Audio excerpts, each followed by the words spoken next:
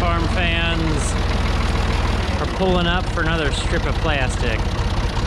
This is some of the last plastic to go in for vegetables because it is June 18th and, well, it just rains a bunch. Not quite. We got a lot of vegetables already planted, but we plant them in stages such that, well, we keep some or all the vegetables in supply all growing season. Now I start making the bed before I put plastic down. I want to lock the brakes so we don't roll down over the hill. That's where the chickens were a while ago, and this area always gets planted last every year just because it's close to the house, so we do it last. It'll be beans probably or something, or some silage corn, we don't know. But it gives me a good place to put the chickens. The chickens were on this area over winter also. We laid that plastic, I don't know, Tuesday I think. Mom's working on putting tomato cages on now. In fact, Mom planted most of the tomatoes that are over there. And we can't even see the other garden, which is bigger than this whole area here combined. There's over an acre out there. That was put in, you know, shortly after we saw Nick rototill that area. So it's been chisel plowed out here. I disced it once to kind of smooth it out for the rototiller, because going straight from chisel plow to rototiller can be a big jump. And the roughness from the chisel plow can throw the tiller around some. And I'm kind of making these a little longer than I want. We're going to cheat on this one a little bit. We need to be up a few inches. I got to throw some dirt on to hold it down. It doesn't take much dirt. Plus, once the sides start covering, it'll pull it tight real good. This is a hogback ridge plastic layer. Somewhere there's a sticker on it. Oh, here it is. We'll look at it sideways. It makes a raised bed, about a 4-inch raise. It's not my favorite, but it works. And why it's not my favorite is this bit of frame right here makes it a real pain to get in to get the plastic started. This is a very slow process. We're about to drive down, and you're not gonna ride on my head, because I'm looking forward and back, watching my track, trying to keep it straight, and you can see the fisheye lens on the GoPro doesn't help. I got a slight curve to these rows going, and see if I can straighten it out before we get over there. Got 4 in, there's probably 6 or 7 to go before we get over there. And probably on the next strip, we're gonna trade out this black plastic for gray plastic. We've been trying different colors out. Black plastic keeps the ground warm. The raised portion hopefully keeps the plants above water. Oh, and the plastic also suppresses weeds. The gray plastic doesn't heat the ground so much because it's not absorbing all that light from the sun. We can put drip tape on. I guess we're being wild and daring and not doing that this year. We tried it last year, and we didn't really use the drip tape much because it rained so much. So hopefully our lovely clay holds the moisture well. There's a little bit of plant material in this because this garden was not thoroughly worked all spring like the other one was.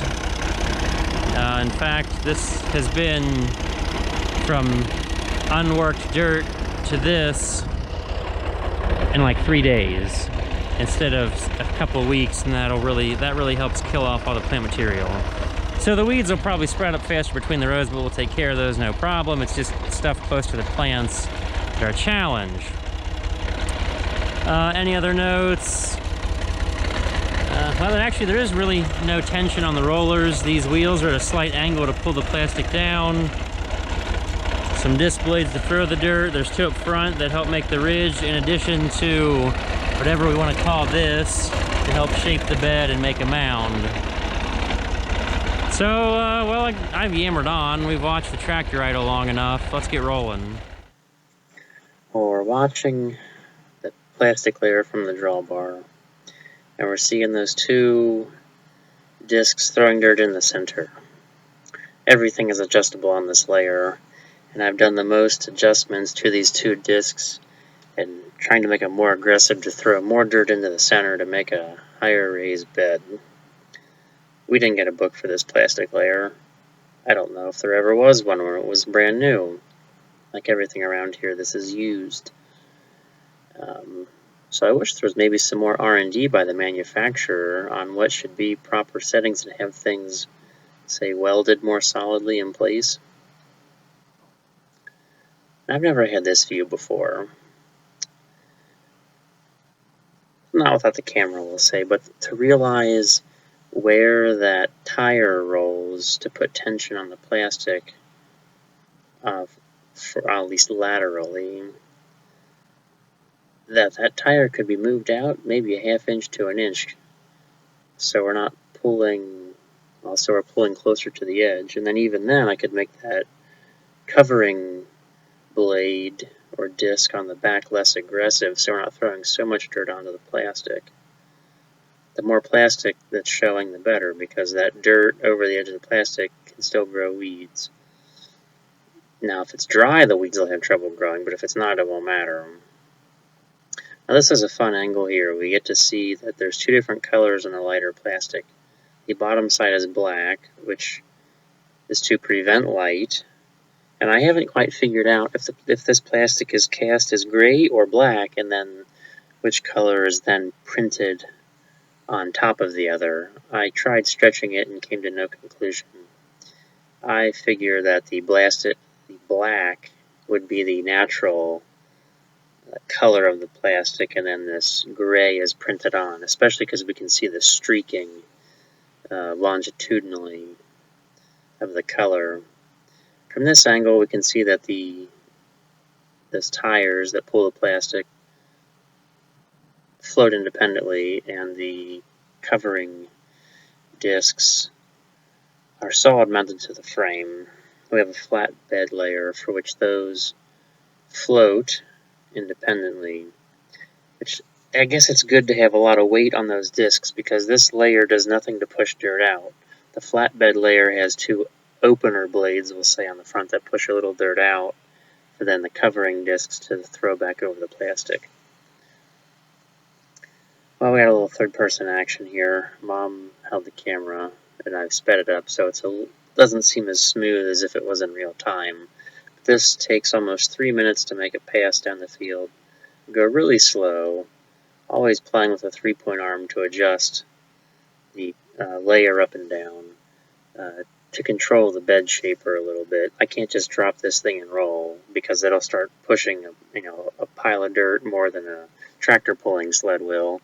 And I'm trying to just throw dirt up into a ridge. I have no reason to leave a pile of dirt down here at the end of the field. So we're coming to the end. I think I've covered a few bits of information on the layer. And in just a second, we're going to get back to me talking in real time with the video. Sometimes I fight it here at the end. I try to make a nice transition from the strip of grass there by the driveway to the plastic, but I still have, that's not bad. There's not too much of an air pocket. Sometimes I really gotta fight, because if not, I'll be pushing this big pile of dirt and I'll have a bunch of dirt sitting out there in the grass, and that really makes me mad. So I lay plastic plenty slow, try to be very detail oriented as best as I can.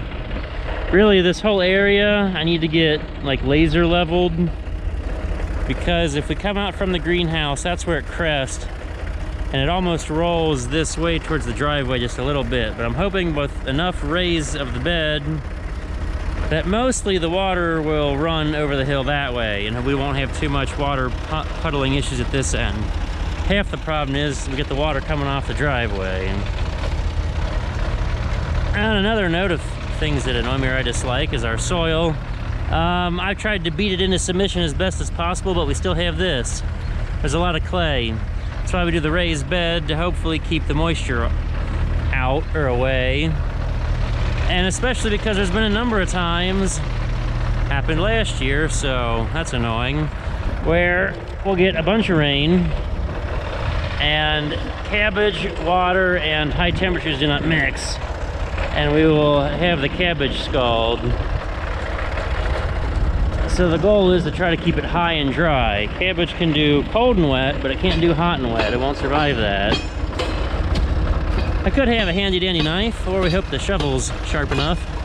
Cut the plastic, it's 6 mil, or no, it's 8 mil. So we did 6 mil last year. It went to a thicker plastic. So it's 8 mil biodegradable. We did do photodegradable at one point, but the plastic underneath the dirt wouldn't break up, so this is biodegradable. Which, when it rains a bunch, it really quickens the breakdown, and that's annoying. So we went to a little thicker plastic to make it last longer through the season. Oh, time to go back and do from the other end. I lay this one directionally just because that's how I have the layer set up. If not, if I go the other way, the plastic layer kind of pulls to one side for how it's set up. And we can see my tire track, and there's a gap of, let's say, untouched dirt. If I went the other way, the plastic layer would be way over here, and I'd have a huge space. I have been getting these very close together, to the point Dad may be slightly annoyed, but we're being more space efficient, squeezing them together like this. Not that I'm trying to get them this close, it just kind of happens. Because when I drive down, I will follow tire track for tire track, pretty much. But because this is packed down right here, it'll sway the layer based on the furrow, or not the furrow closer, but the blade covering the edge of the plastic. Because it's compacted, so it'll pull it.